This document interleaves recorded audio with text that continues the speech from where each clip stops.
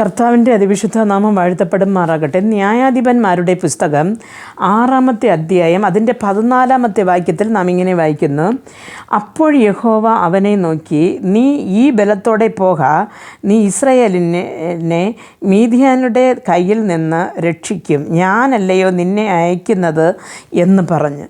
പ്രിയ ദൈവമക്കളെ, ഈ ഗിദിയോൻ എന്ന് പറയുന്ന ഒരു വ്യക്തി ഒരു ഭീരുവായ അല്ലെങ്കിൽ ബലഹീനനായ ഒരു സാധാരണ മനുഷ്യനായിരുന്നു. അപ്പോൾ കർത്താവ് ഇസ്രായേല്യരെ മീദ്യാന്യരുടെ കയ്യിൽ നിന്ന് വിടുവിക്കണമെന്ന് കരുതി. അതുമല്ല, ഞാൻ മനുഷ്യൻ്റെ ബലത്താലല്ല, അല്ലെങ്കിൽ കുതിരയുടെ ബലത്താലല്ല, ഞാൻ എൻ്റെ ബലത്താൽ അവരെ വിടുവിക്കുന്നു എന്ന് ഒന്നുകൂടെ ഇസ്രായേൽ മക്കൾ തന്നെക്കുറിച്ച് അറിയണം എന്ന് കരുതിയിട്ട് പറയാണ്, ഞാനല്ലയോ നിന്നെ അയക്കുന്നത്, നീ പോക, ഞാൻ മിദ്യാന്യരുടെ നിന്നെ കയ്യിൽ ഏൽപ്പിക്കും എന്ന് പറയുന്നു, ഇസ്രായേലിനെ രക്ഷിക്കും എന്ന് പറയുന്നു. പ്രിയ ദൈവമക്കളെ, ഈ ദൈവജോലി എന്ന് പറയുമ്പോൾ പലരും ഇന്ന് ഭയന്നു ഇരിക്കാറുണ്ട്. കാര്യമെന്ന് പറഞ്ഞാൽ സുവിശേഷവാതിലുകൾ അടയ്ക്കപ്പെട്ട് സുവിശേഷം പറയുന്നവരെ ജയിലിലടയ്ക്കുന്ന ഒരു കാലഘട്ടത്ത് നാം എത്തിയിരിക്കുകയാണ്. നോർത്ത് ഇന്ത്യയിലെല്ലാം അധികമായിട്ട് അങ്ങനെയുള്ള സംഭവങ്ങൾ നടന്നുകൊണ്ടിരിക്കുന്നു. പക്ഷേ കർത്താവ് ഇന്ന് നമ്മോട് പറയുന്ന ഒരു കാര്യം, നമ്മൾ ചിലപ്പോൾ നമുക്ക് വാക്കുചാതുര്യം കാണത്തില്ല, ബലം കാണത്തില്ല, രോഗിയായിരിക്കാം, ഏത് കാര്യമായാലും കർത്താവ് പറയും, നിനക്കിരിക്കുന്ന ബലത്തോട് നീ പോകുകയാണെങ്കിൽ ഈ ദേശത്തെ കർത്താവിനെന്ന് പറഞ്ഞ് നേടുവാൻ അല്ലെങ്കിൽ അവകാശമാക്കുവാനുള്ള ബലത്തെ ഞാൻ നിനക്ക് തരും, നീ പോക എന്ന്. ഇന്ന് ക്രിസ്തുവിന് വേണ്ടി എഴിക്കുവാൻ, ദൈവരാജ്യത്തിന് വേണ്ടി എഴിക്കുവാൻ നമ്മൾ ആർക്കൊക്കെ കഴിയും? പ്രിയ ദൈവമക്കളെ, ദേശം അഴിഞ്ഞുകൊണ്ടിരിക്കുമ്പോൾ കർത്താവ് ഓരോരുത്തരെയും ഇന്ന് നോക്കിക്കൊണ്ടിരിക്കുന്നു. എനിക്ക് വേണ്ടി ഈ മകൻ പോകുമോ, ഈ മകൾ പോകുമോ എന്ന്.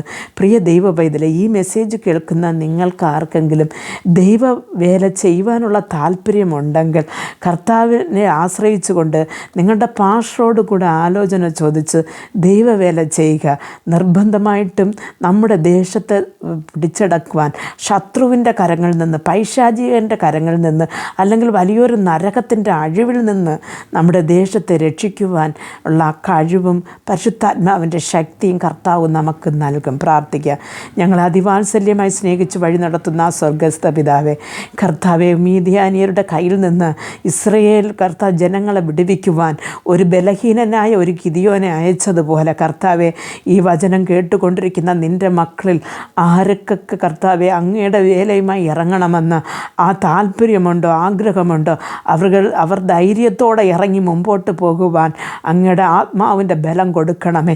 ഗിദിയോനോട് സംസാരിച്ചതുപോലെ ഈ പൈതങ്ങളോട് ധൈര്യപ്പെടുക, ഞാൻ നിന്നോട് കൂടെ ഇരിക്കാം, നീ ഇറങ്ങി പുറപ്പെടുക എന്ന കർത്താവെ, നീ സ്വപ്നത്തിൽ കൂടെ, ദർശനത്തിൽ കൂടെ ഇവരോട് സംസാരിച്ചത് അങ്ങയുടെ വയൽ പ്രദേശത്തിൽ ഇവരെ ഇറക്കി വിടണമേ എന്ന് പ്രാർത്ഥിക്കുന്നു.